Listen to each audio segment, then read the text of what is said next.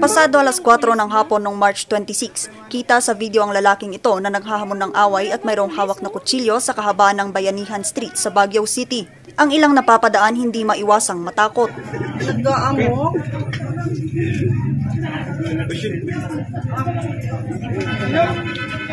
Araw-araw naman dyan.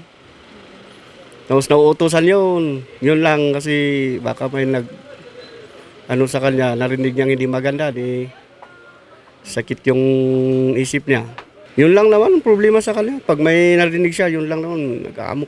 Ang insidente agad nilang itinawag sa pulis, pero sa investigasyon ng PNP, ang lalaki pala ay mayroong problema sa mental health.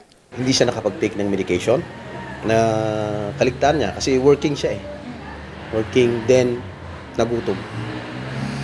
Nagutom siya, kaya doon pa lang sa site, kaya hindi siya nagwala-wala nung kinuha ng tropa kasi pagkain. Kaya nung dumating siya rito sa station, pinakain ulit.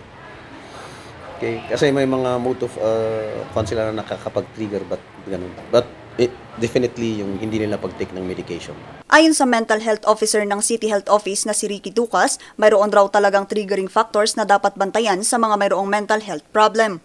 So maraming triggers. Ang mga common dito na mga triggers ay mga unmet needs. Yun yung sinasabi niyo po kanina, no, na hindi na ibibigay yung pangangailangan niya. Like for example, yung medication niya, no, stressor, no? Yun yung naging stressor niya.